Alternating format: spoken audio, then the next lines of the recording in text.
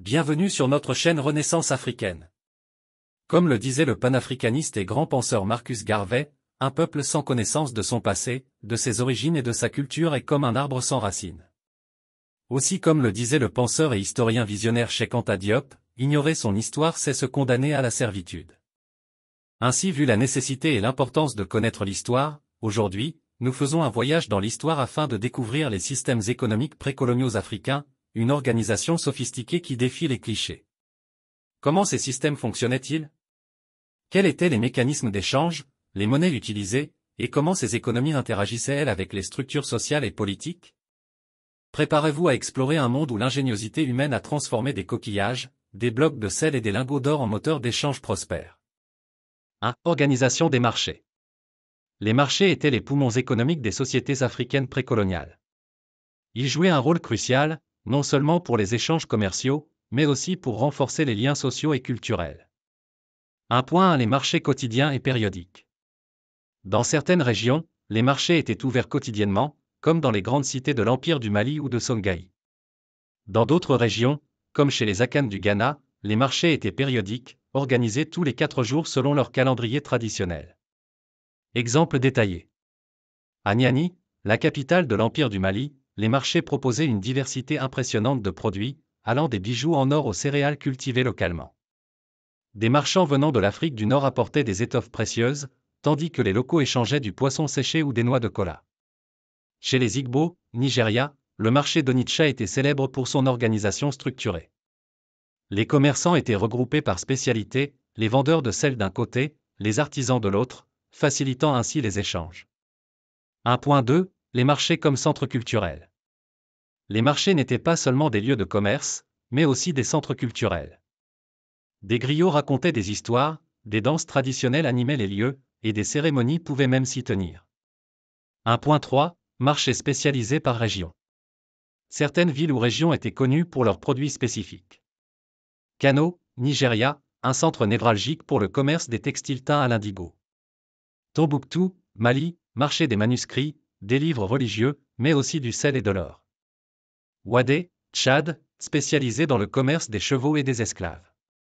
2. Les monnaies utilisées.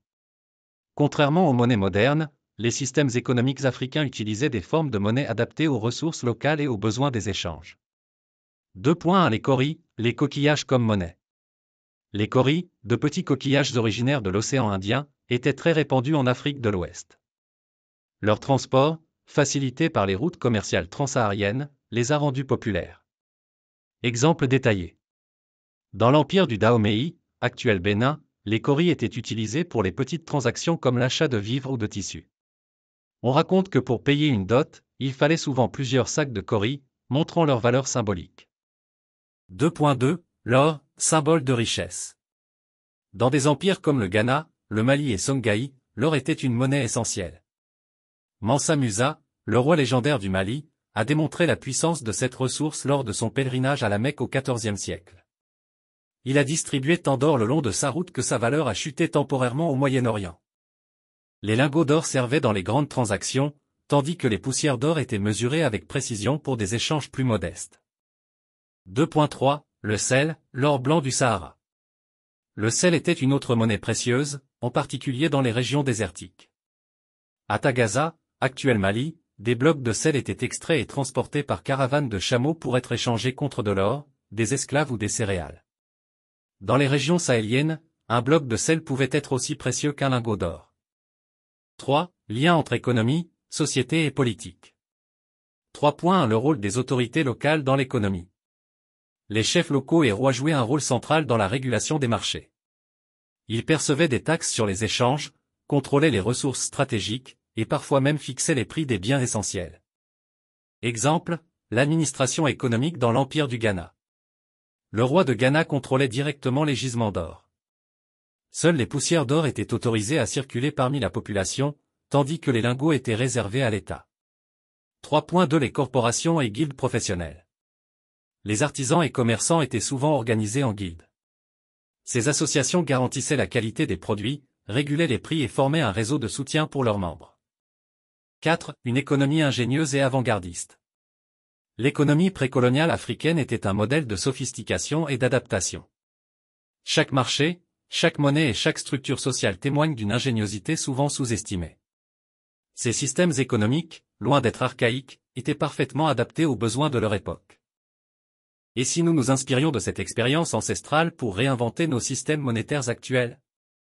Les pays africains pourraient tirer des leçons de l'ingéniosité de leurs ancêtres pour créer des monnaies basées sur des ressources locales, des valeurs culturelles ou même des technologies modernes adaptées aux réalités économiques du continent.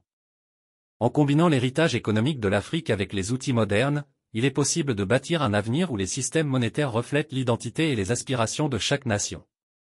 Les cauris, l'or et le sel nous rappellent que l'innovation n'est pas toujours synonyme de rupture, mais souvent d'un retour aux racines pour mieux avancer.